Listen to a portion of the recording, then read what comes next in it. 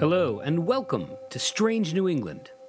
I'm your host, Thomas Burby, and today's strange tale concerns a beast from Native American culture, the dark twin of Gluskabe, and perhaps New England's original werewolf. Gluskabe is a figure that is a literal and figurative giant in the folklore of New England and the Maritimes. This is not only because of his great height and weight, but also because of his immense supernatural power and how he used his powers for good in a new and wild world full of monsters and talking animals.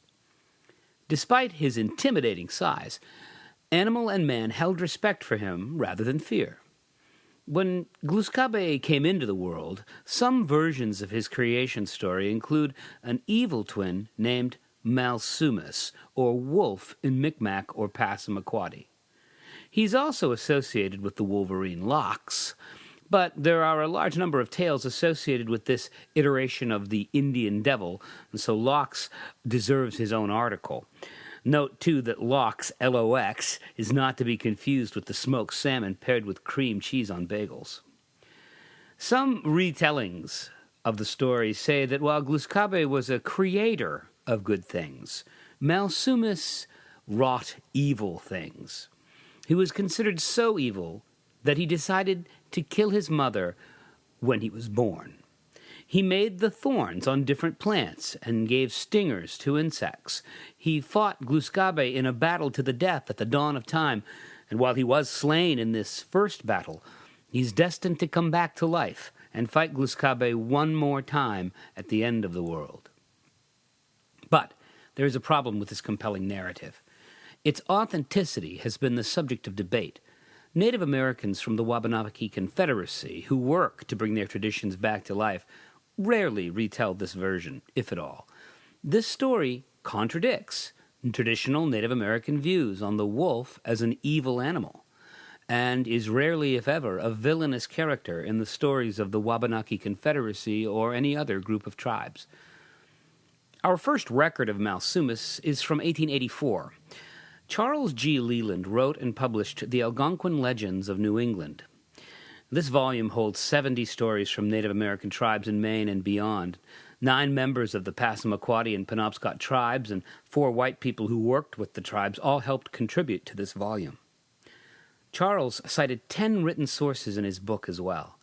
The book is available in the public domain and can be found on many websites. Being a thorough ethnographer, he gives credit where it's due. The following sources are attributed to the story that he mentions Malsumus in. Number 1, Mr. Edward Jock, an ethnographer who wrote down a retelling by a Micmac tribesman. Number 2, the Reverend Rand, a Christian missionary who worked closely with the Micmac tribe and published a small collection of Micmac stories in a periodical called The Dominion. And 3, David Cusick, who wrote a book called Sketches of Ancient History of the Six Nations, published in 1848 in New York and printed in both English and native languages. These 3 sources are all either second-hand retellings by white men working in an academic fashion or as a missionary framing Christian ideas in a Wabanaki context.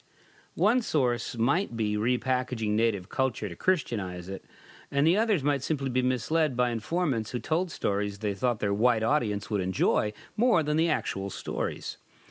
We don't have evidence to prove whether these motives were present, or if these were all cases of unintended misrepresentation.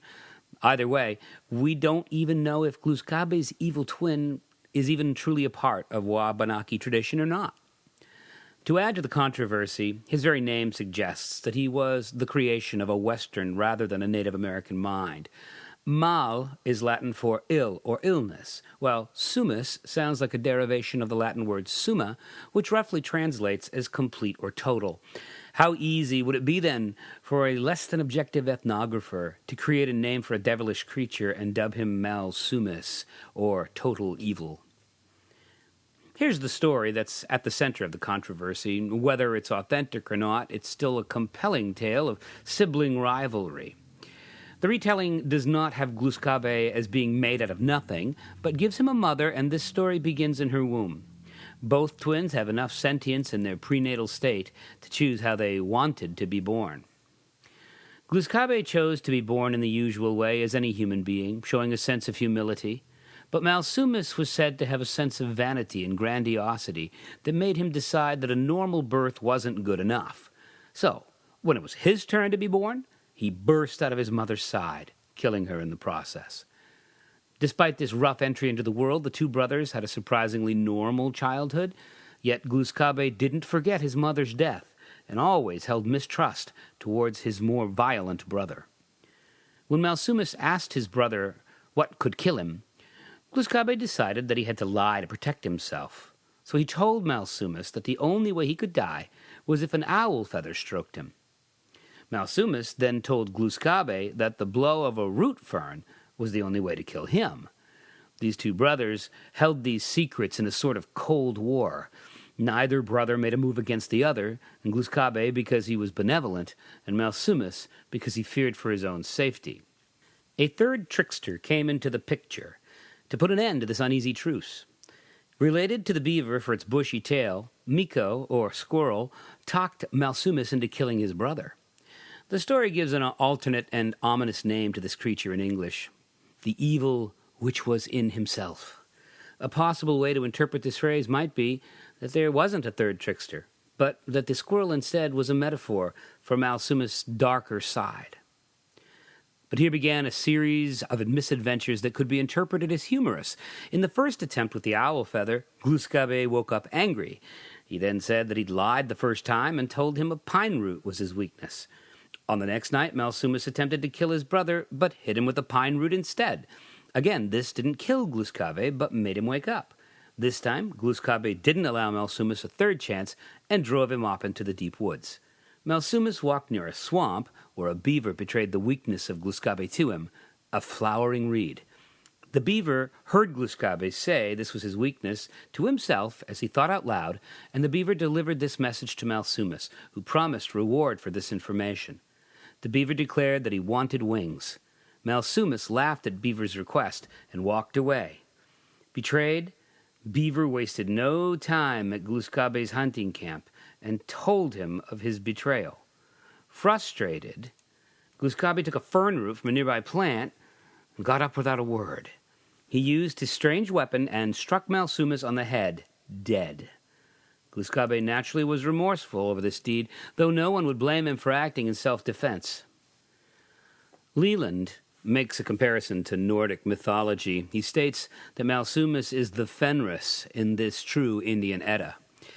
This comment is made after Leland says there is a prophecy that the brothers will lock into combat one more time at the end of the world, much like the tale of Fenris and his prophesied devouring of Odin at Ragnarok, the fall of the gods.